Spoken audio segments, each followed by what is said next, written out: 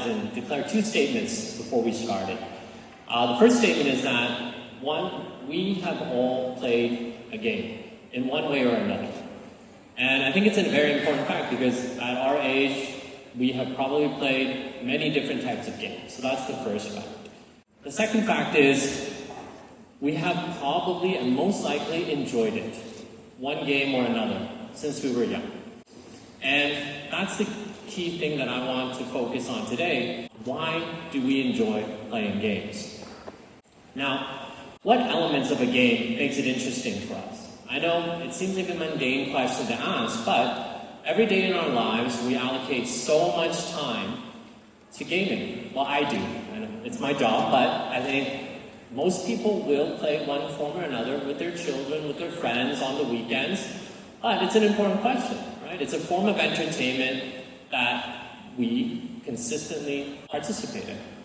I have two images on the screen here, both which are games. One is a somewhat modern version of a video game. On the other hand, we have a traditional game that I grew up with when I was young. And my question to all of you is, which one do you resonate with? Okay. Everyone in the room would probably have a different opinion or an affiliation with one or two of these different types of games. Now, one thing I wanted to emphasize is gaming is very contextual, right? So when I say I identify with the Super Nintendo controller more than the marbles, it really depends where I grew up, what age I am, how I played games, who I played with, right? And I'm not afraid to say I'm old enough to remember playing marbles. Okay? And it's a social, interactive, and competitive game that we played when we were kids. And you played to win, because if you lost, you would lose your marbles, right? Why do we enjoy games? This is one of the first things that I really want to talk about today. And I have a very, I don't want to call it professional, I just want to say I put in enough hours to really understand why people enjoy games. And it's one of the things we do in our business is we have to decide what games people will like. We curate an experience for individuals when we publish games. So, why do we enjoy games? A game is like any other form of entertainment, right? There's a start, there's a middle, and there's an ending. Now, to make this go a little bit quicker, I'm going to start at the end. So what makes the end of a game so special? If we look at the ending, there's two possible emotions that everyone identifies with at the end of a game. The first one is you win, and you feel good, right? And this isn't just video games, it's any game, a sports event. You win, and you feel good. The second emotion is when you lose. Now, you don't feel as good, but there is a sense of motivation that makes you want to win next time. You will play again, and you will want to do better. That's called motivation. And that's really important in gaming. Now, there's also the middle. The middle in games is also very interesting. There's an immersive experience, a story, there's the mechanics of the game, and there's the overall characters involved. It could be other players, it could be characters in the game. If you think of every game you've ever played, there are those elements in that. And that is what binds us into the game. Now, my favorite part of a game is the beginning. Even before we started playing the game, we are thinking and anticipating several things. The first thing we're thinking about is, how do I play this to win? Who am I playing with and against? What's my strategy? What's the story? What's the context of this game? How do I play this game? What are the rules? Right? There's a million questions and decisions that you need to think about before you even started playing the game. And that's why a game is interesting. So I want to bring an example that is not video games. How many people here have actually played Monopoly? Just a quick show. Okay, see, when I asked you, I had to ask because games are contextual. We're in Vietnam, I can't assume everyone's playing Monopoly. So, Monopoly is a tabletop game, as we all know. It's competitive. There's 4 people playing. You're competing for limited resources on the board. You're trying to build houses on the best streets possible.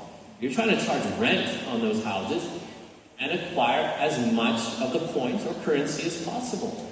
Sometimes you'll work together. You'll play with your friend.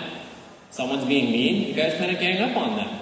Or you play alone and you try to win. But in the end, you still can play competitively or collaborate. And that's part of the social element of games. Even when you're playing a board game, you are part of a story. You are part of a journey. And you are moving along through, even in Monopoly. You're working together, you're working against each other, and you're trying to achieve an outcome. And that's a very important part of entertainment. And we allow ourselves constantly and regularly to participate in this form of entertainment. And that's what makes games great, right? In my example of Monopoly, we have a social element, we have a strategic consideration how to play, and a satisfying win or a motivating factor to get you to play a game. I'm very biased. I love games, and the long video that you saw proves it. And I finally found a job that allows me to do what I love every day, and I can prove to my mom that I'm right. Gaming does get you somewhere. Now, I know it's a great thing to get to say to your parents, but it's only part of the story, right?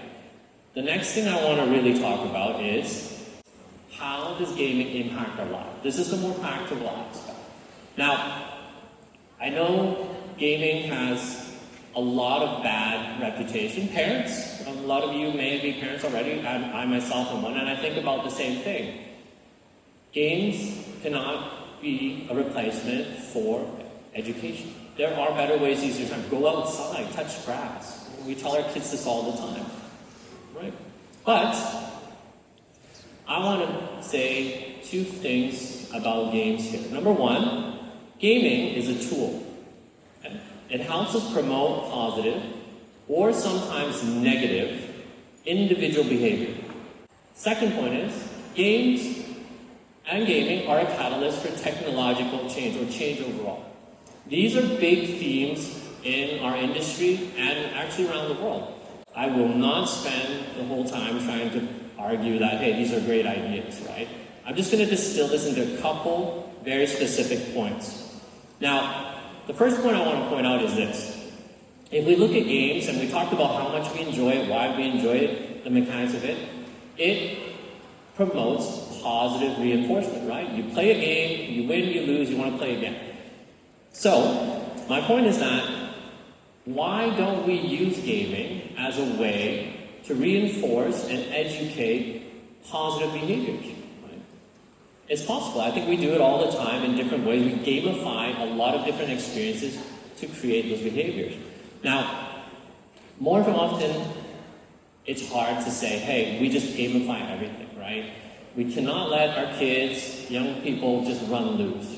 We have to have certain guardrails, and that's where it comes down to managing the content, curating the content, so to speak, or providing guardrails in terms of time, how much time we spend, what types of games we play. Now, if we do this well, we are helping people use games to reinforce good behaviors and using a positive experience to be able to do that. And people respond well to positive experiences, right?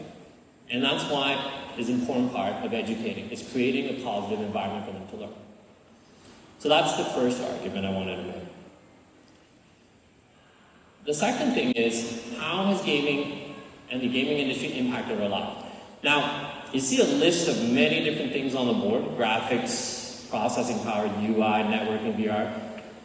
You may not be familiar with a lot of these things, but the simple fact of the matter, the salient point I want to make here is that the commercialization of gaming has allowed us to create an industry, or many industries, around technology. And I'll give you a simple example, graphics, right? At the beginning, games are text-based, little words going along the screen, and the hardcore gamers would just read the text enter a word, and the game would progress. Today, we have games on devices as small as a mobile phone. The advent of that graphical technology was large in part enabled by the demand of individuals looking for more graphics power, more processing power, to be able to play games, to be able to have that positive experience. Now, that's not to say that these technologies have now evolved to apply to other uses, but the fun and interesting and positive experiences people wanted from gaming helped to expand a lot of these industries. A really good example is virtual reality. The first applications were, and it still are, predominantly gaming. But this has evolved in addition to include medicine, architecture, right, construction. Many different aspects are now having practical uses because, hey, the industry was starting off by gaming. A lot of people jumped in and decided, okay, I could try this. It's fun, it's positive, it's interesting. And with the commercialization of that technology, then people found other and more practical uses for it. And these are just a list of those examples. Now, I'm not here to convince you that gaming is great. I think that's a very personal choice. But one thing I wanted to make a point about is that everyone in this room has played a game of one way or another and has enjoyed it. And I want you to think about the next time you play a game, really think about why you're enjoying it, and possibly how you can enjoy it with other people. Right? Thank you very much.